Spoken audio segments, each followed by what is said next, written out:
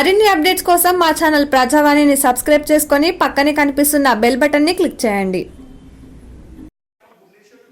Right.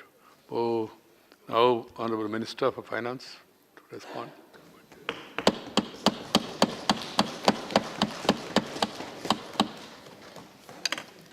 Thank you very much, Chairman, sir.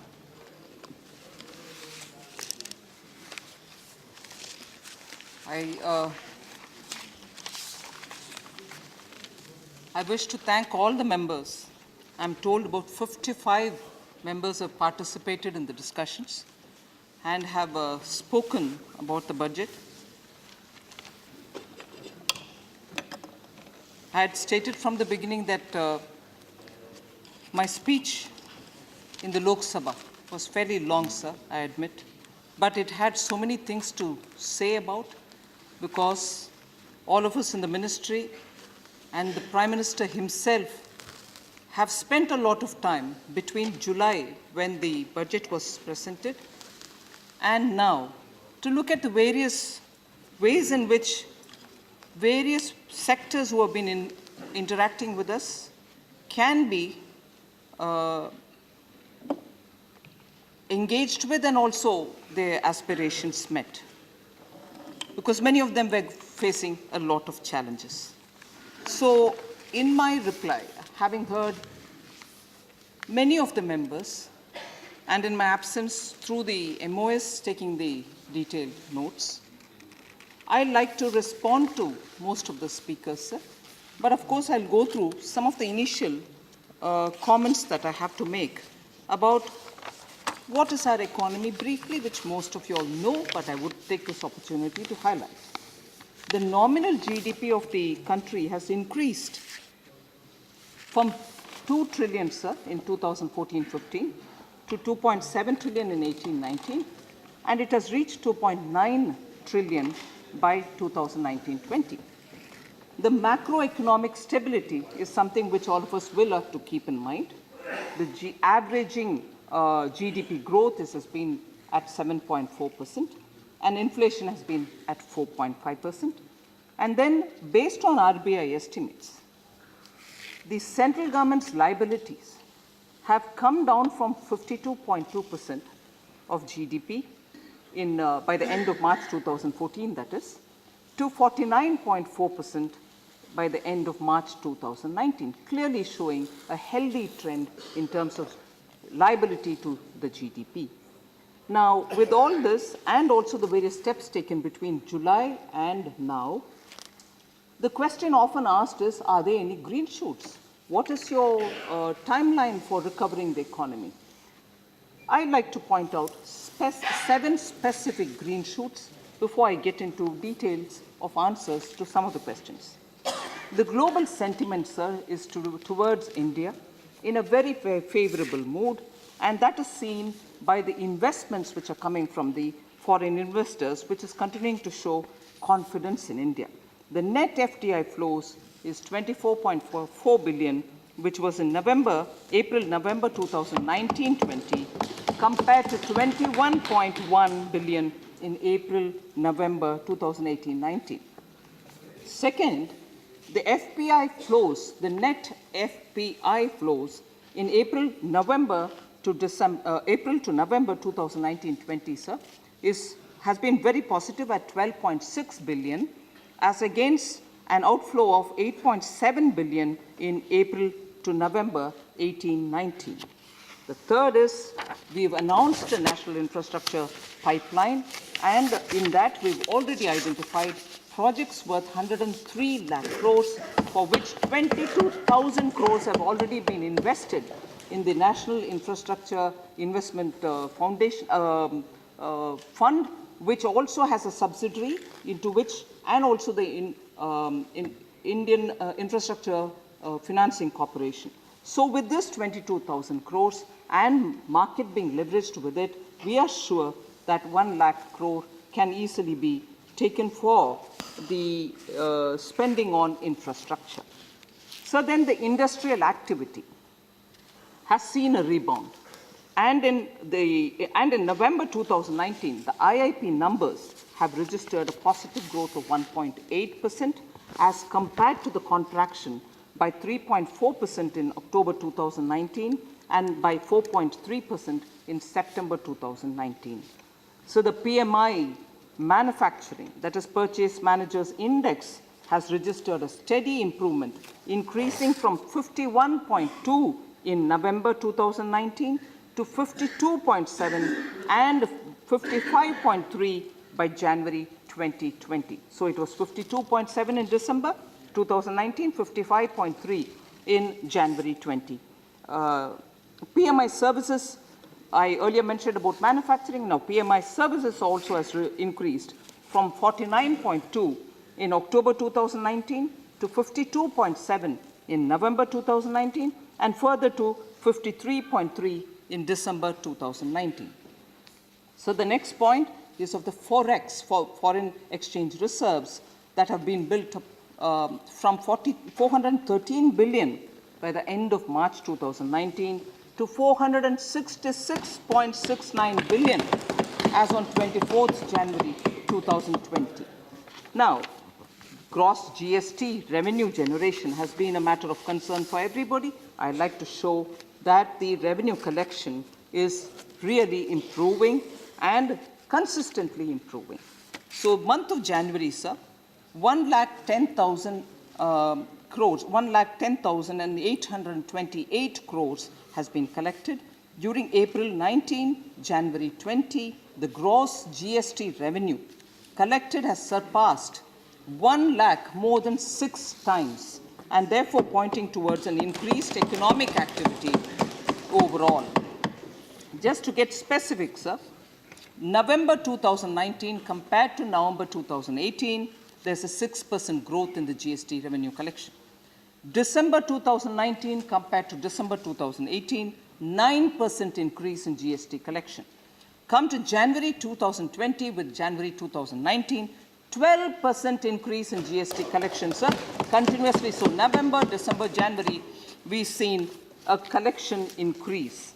And therefore, the negative growth which was seen in the GST revenue collection between September and in October has been overcome. Now we have 3 steady months of increasing GST revenue.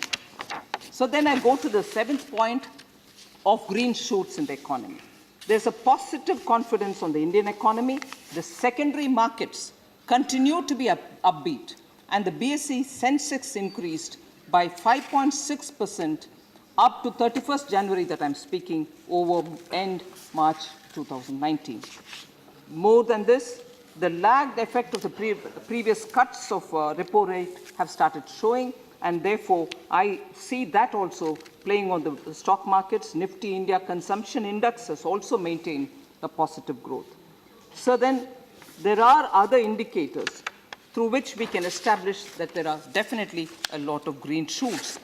Now, I would want to go into the details of the 4 engines of economic growth, which is normally referred here as private consumption, public investment, private investments, and also exports. Before I go into that, the whole set of details on that, as to what we have done for bringing impetus to each one of them, I want to specifically go back to talking about the points that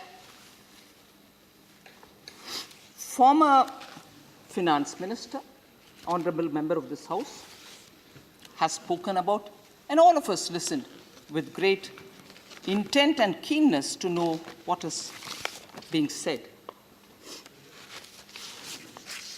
So permit me, sir, to say there was more sarcasm than content in the speech. There was more sarcasm than content in the speech. And of course, some expressions which were used have been very effectively rebutted. I'm very grateful to Sri Ramchandra Prasad Singh, the floor leader of JDU, for taking pointedly issues which have been mentioned about masses and classes. So I would like to go point by point to say about that, sir. And before I go into the detail, just a light-hearted comment, if you would permit me. When all of us were equally worried about delivering onions, questioned about government's intent on making things easy for people who have to consume onions. All of us have been working on it, and all of us tried answering earnestly. None of us had avocado in our mind, but who had it, sir? Not the masses, certainly. So, with that, I would want to say also that a lot of assumptions were being put on us. The government is predisposed in its attempt to be protectionist, predisposed against FTAs, predisposed about the strength of the Indian rupee. So one thing I concede, sir, we are certainly predisposed about one thing, and that is not to repeat the faulty remedies which the UPA government had given in 2008-9 times when there was a crisis. None of that will be repeated by us. That is the predisposed mindset of this government. So predisposed we are, yes, but not for those items which were listed against us, but certainly for this. So the other thing also,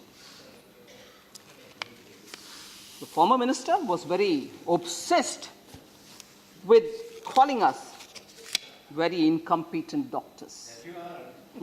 I will tell you who the incompetent doctors were. Sir pointedly asked, why didn't you come and consult us?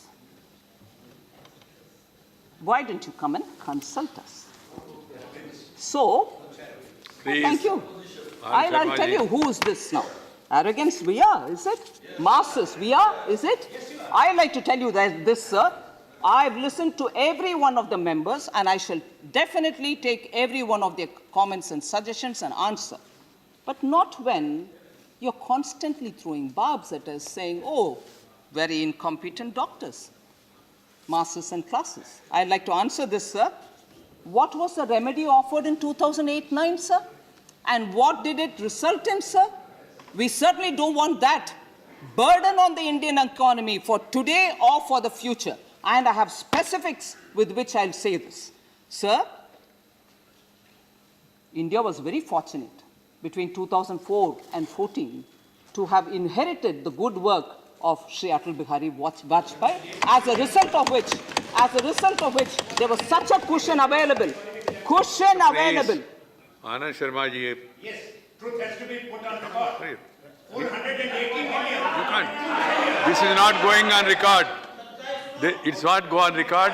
You are a very senior member. You have been in government. Would like to come into government. You can't sit and make comments. Yeah, please. Yes. Minister is former minister. Nothing will go on record, including what has been said earlier. Yes, nothing. Nothing will go on record. I can assure you, nothing will go on record. The diagnosis of what went wrong between 2008 and 9, and the treatment that had been offered here, I would like to list out some of them. So the twin balance sheet problem is something which we have inherited in 2014, and as a result of which a whole lot of issues have cropped up for the health of public sector banks, for the number of cronies who have run away from the country, who we are trying to bring back. So that twin balance sheet problem is not something which I would want to learn from those very competent doctors. One. Second, sir, NPA ran into lakhs of amounts. We are retrieving all of them, and every session of the parliament, we are standing up and answering questions on how much has been brought back and how many people on whom we have taken action. NPAs ran into lakhs of crores, and of course the cronies have ran out of the country. We are getting them all back. That is another remedy offered during the 2008-9 crisis. We certainly do not want to inherit or copy those remedies of competent doctors. Second, inflation was in double digits. Food inflation was also in double digits, and consistently at that. I have read out the figures, but I will talk about the deficits also, which were during that period, the fiscal deficit during that period. Today, the FRBM Act is being shown to us. You know what it is? Do you know what you're doing to it? I'd like to quote it back to say how much of FRBM has been violated during every year of the UPA government. But we have not done that. So we have not taken the remedies offered by the competent doctors. on handling inflation. We have kept it well under 4 all through our rule. And under Prime Minister Modi, food inflation has never crossed beyond the acceptable threshold. Sir, flight of capital. And before that, sir, data and account